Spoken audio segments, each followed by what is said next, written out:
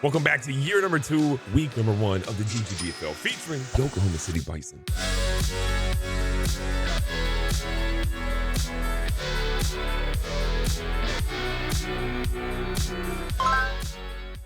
Now we've wrapped up free agency and we've got some interesting things, some signings that made sense and some that are crazy. Before we hop in to see what I did for the OKC Bison, we see Tyler Lockett was the highest rated player in free agency this year, gets a 4-year, like $78 million deal. The craziest one though is Pat Fryermuth, who gets a 6-year, what is the math? 154 million? 144 million? Something crazy like that. Now the Armadillos coach did say that he made this and then said he tried to rescind it, but maybe he forgot to rescind it, but still offering 144 million for a tight end over 6 years is wild. Demario Davis goes to the Thunderbirds. Michael Thomas is going to go to the Riverhogs. Singletary, who ran for I think 2,000 yards last season, goes to the Oilers. Kareem Hunt is going to move around, but let's go ahead and talk about my team. Now, our top signing was a punter, but we honestly needed a punter, so we got Johnny Hecker as our punter, probably only going to be here for 1 year. He's 34 years of age.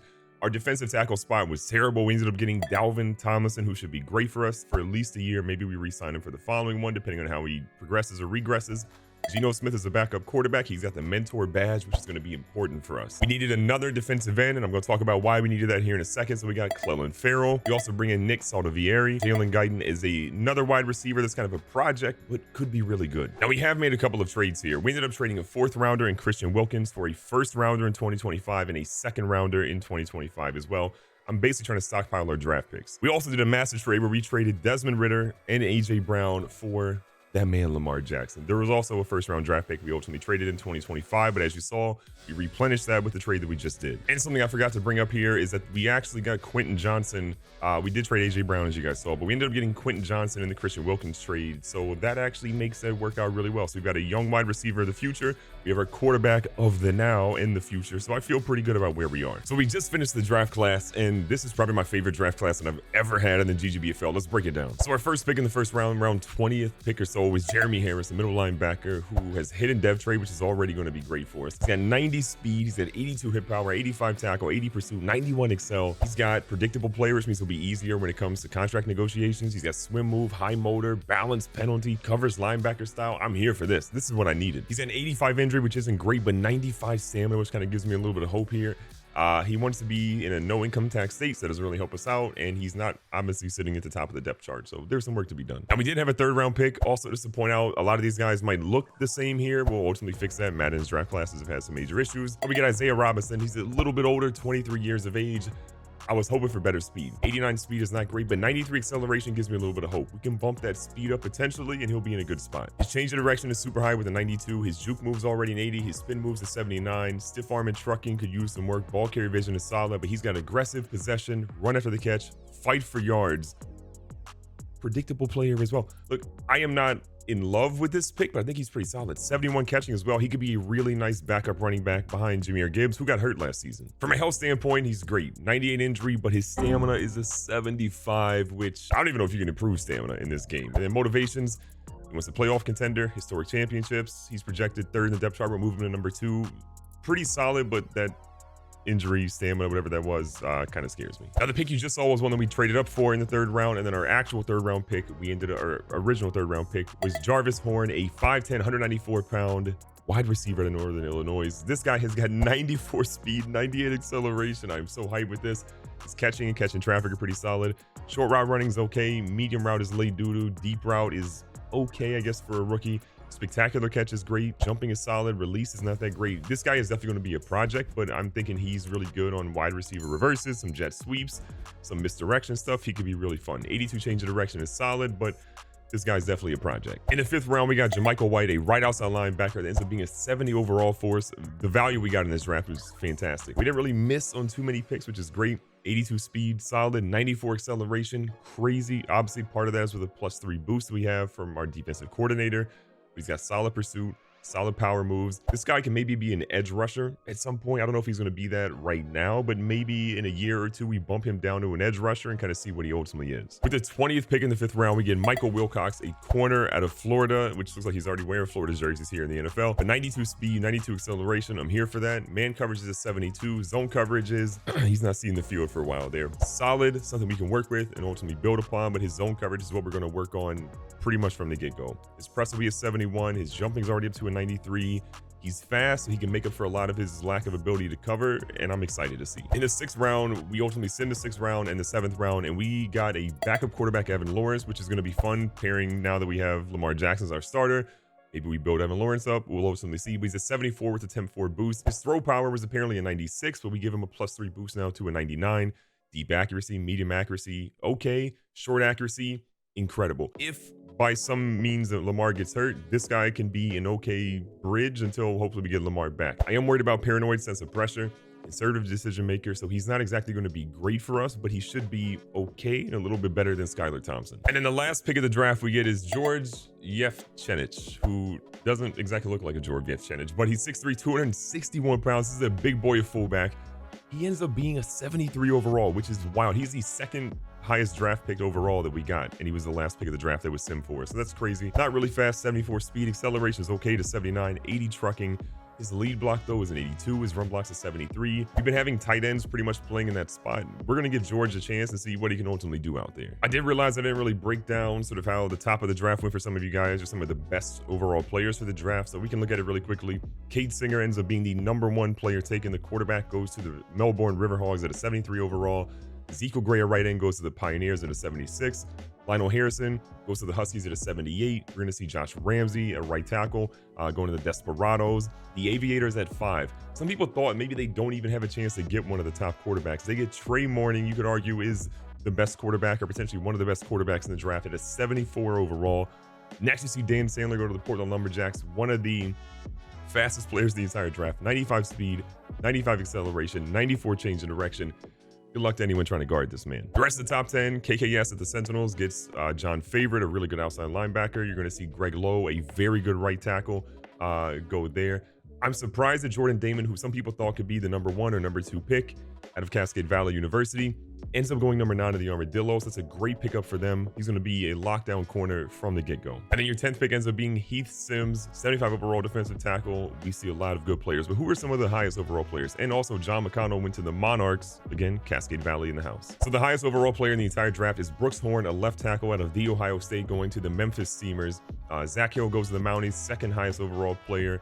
Lionel Harrison, who you saw earlier, to the Huskies. Greg Lowe, also to the Huskies. They got 2 of the top 4 highest ranked players in the entire draft. Jordan Damon, Daniel Kincaid, Miller Moody, another Cascade Valley player, this time going to the Omaha Elks. Typically, they are a running offense, but we'll kind of see what they do with Miller Moody now, a big-time playmaker on their team. Ezekiel Gray sits there, Ben Davis, Dan Sandler, Demetrius Green. The Steamers get another good guy there and a strong safety. Vince Patton going to the Desperados, Trevor Winters.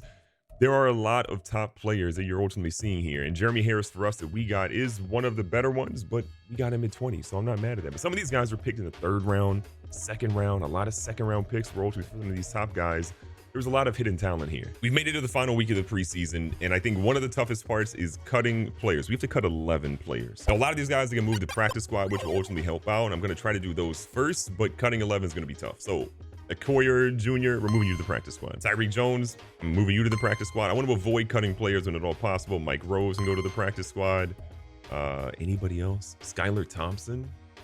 You're a 27-year-old about to be on the practice squad, buddy. I'm sorry. Ventrell Miller is really fun, but I'm not ready to have him anywhere. We're putting him in the practice squad as well. Same thing with Eric Hallett. He's solid, but not really ready. His stuff is just not even close. We've got a lot of depth there already. He's in the practice squad. Jalen Watson is kind of a guy that I'm just not really going to ever find time for. I think we've got too many young corners. I got to get rid of Jalen Watson. And I don't want to do that, but he's just never going to play. We're going to incur a penalty of $3.9 million. It's fine. We're getting rid of him. All right, so now we've got 7 out of our 11 players done. I'm going to cut DiCaprio Boodle. Incredible name, but there's just no room for him right here. We have 8 active corners, and, well, he's the odd man out. Carlos Watkins is our 4th defensive tackle. What do we do with it? Why are they saying cut Isaiah Rodgers? No, buddy. He's incredible. I feel like Carlos Watkins a little bit older. We're gonna get 1 point. We're gonna get a cap penalty of $2 million though. Oh, let me chill. All right, we've got 3 defensive ends right now. 2 that are gonna play. 1 that's definitely not. William Bradley King. I think we got to get you up out of here, buddy. So I'm sorry. We're releasing you. We'll be seeing you. And then kind of looking at what we have from a defensive tackle standpoint, I feel good about having 4. I don't really want to get rid of too many people there. You've got a lot of people sitting here at middle linebacker. I'm going to go ahead and get rid of Malik Harrison. A fun player, but there's just no room for him at this stage. So we're going to go ahead and get rid of him. Sorry. And then we have 3 right outside linebackers. Carl Nassib, I think, is going to be the odd man out. He's 31. We've got 2 guys ahead of him. He's never going to be able to play at this point. He had some good runs with us, but Carl, I'm sorry. Okay, Carl. Sorry. And with all those cuts being done, we are down to a 53-man roster that honestly we feel pretty good about. We're in a good spot. Now, as you just saw the Super Bowl wrapped up, you got some of the offseason stuff that you've just seen previously to me showing this right here, but it is time to jump into the season. I'm really excited. We retooled our roster. We did a lot, and there's also trophies that went out to the Super Bowl winner, the Shamrocks, and the Mervin McMurvin MVP Player of the Year, Mr. Anthony Richardson, coached by Coach Maslow. Pictures of those are coming, not this video, but in a future one, I promise. Now that you've seen all the offseason stuff, all the free agency things, all the trades we've made, there's some more trades to talk about here in a second, but let's talk about our season schedule and what we ultimately want to do. I have a ridiculous schedule. We started playing Shaggy. We play an NFC Conference Championship participant. We play an NFC Championship participant. They didn't win, but they were very close to the Super Bowl. We play KKS after that. That is a ridiculous 1-2-3. But with that being said, we're still making the playoffs, baby. Bison Country, let's ride. Now, before the game, Adafi Owe comes in. He was a preseason standout, and he says, I'm feeling pretty good about myself. So we're excited to see what he does this season because he has an opportunity to shine. And we're saying if he gets 2+ combined sacks and tackles for loss with him, he'll continue his breakout.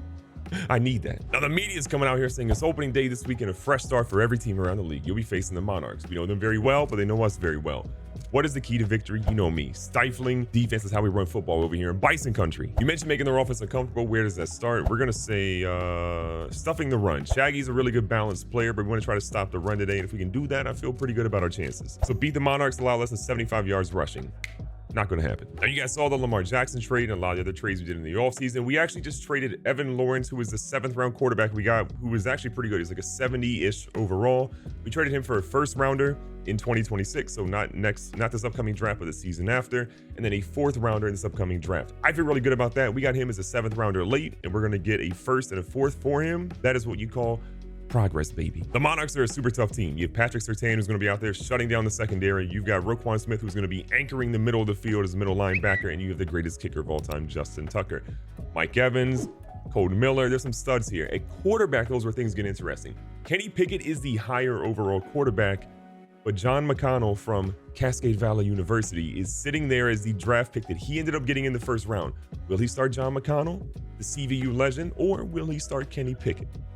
We're about to find out. And in case you're wondering, there are other CVU legends. Jordan Damon's in here. Miller Moody's in here. We put a couple of them in there each season so that people in this GGBFL can ultimately draft them if they choose and see what they can ultimately make their careers out to in the NFL. So look at the open day roster. Lamar Jackson, the quarterback. Jameer Gibbs is going to be our running back. Isaiah Robinson backing him up. I'm really excited about him. We have Yevchenovich is going to be our fullback. We have Jamar Chase at wide receiver 1, Quinn Johnson at number 2, DJ Chark at number 3. We got Jarvis Horn at number 4. He's going to maybe get some more playing time this year. We'll figure that out. We had Orlando Brown, Samalo, Humphrey, Sotoveri, McGlinchey. Offensive line is okay. There's a couple of holes. Right guard, I'm kind of worried about the most, but I think we'll be okay. And Evan Ingram in the last year of his contract, do we re-sign him? Do we not?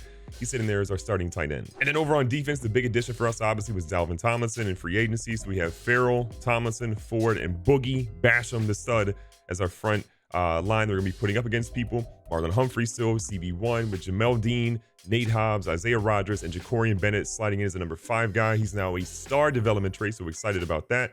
In the secondary, Jabril Peppers. Then we're going to have Jamichael White, Cole Holcomb, Dafi Owe, and we're going to have CJ Gardner-Johnson. And don't forget about Jeremy Harris, who is the backup middle linebacker right now. But eventually, we hope that he can take over Cole Holcomb's spot. But Cole Holcomb, he's too good to be getting rid of right now. And then again, punter, Johnny Hecker, Young Wei Koo is going to be our kicker.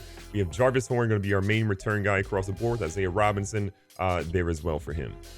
Actually, no, Isaiah Robinson cannot be that because we can't have a running back there. So we're going to put Isaiah Rodgers in that spot. Almost broke my own rules.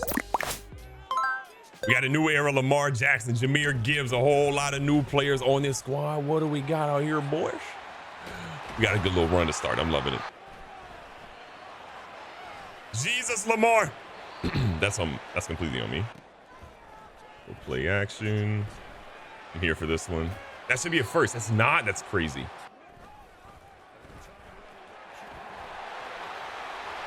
There we go. Lamar, good run. Dump off to Jameer. Oh my God, brother. Hey, Jameer. I like it. He's definitely playing run here. Good run. No, he stopped running the route. What was that route? What was that route? And he celebrated?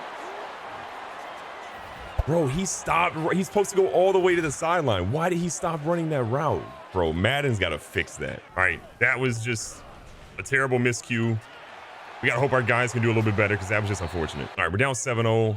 It's just a mishap. Shouldn't have actually happened, but it is what it is at this point. That's actually almost a pick too. Wow, that was a dumb throw on my part.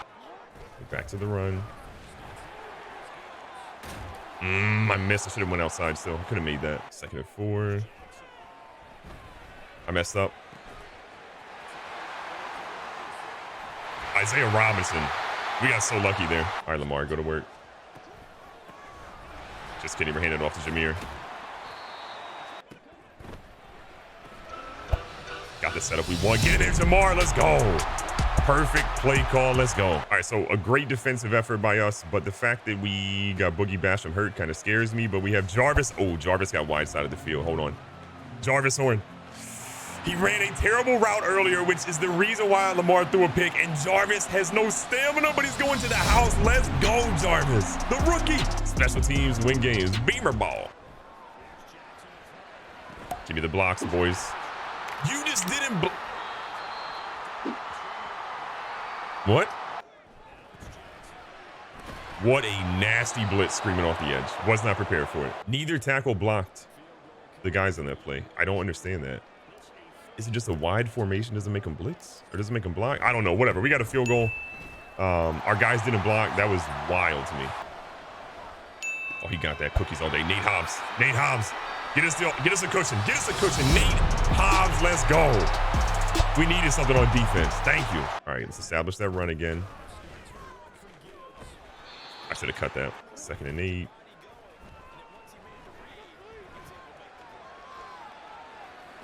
Great pass. There we go. There we go. Great catch. Let's go. And he's hurt. Come on, CJ. You caught 2 balls all of a sudden. My hip. All right, CJ outs. Not fun. Oh, my God. Wide open spaces. Let's go, DJ. Woo! If he got that second guy, he's out of there. Jameer. He's in the end zone. Let's go. Great run. Love to see it. He dropped it. Are you kidding me, Jamar Chase? You're a #1 wide receiver. You got to catch that. That could have been a pick. Holy. All right, we'll take the field goal. That'll be perfectly fine. Hey, look, the Bison are going to get a much-needed W to start the season. I don't know how many wins we're getting this year, but a win to start is always going to be positive.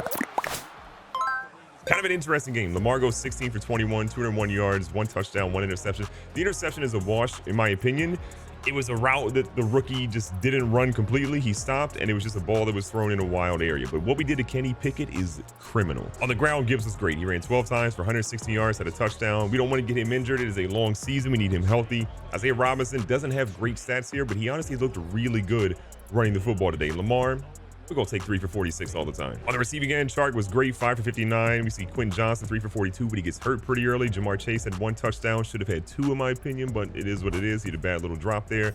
Isaiah Robinson was involved there. Jarvis Horn caught 1 ball, and there's a reason a pick 6 happened earlier in the game. And then defensively, Cole Holcomb leading us in tackles. Tell me something new. That's what he does every single game. 2 tackles for loss for him. The guy we wanted to see if he did anything was Odafe Oweh. He did not have any tackles for loss, did not have any sacks, so he's not going to continue getting the breakout that he needed. Dalvin Tomlinson, though, looks great.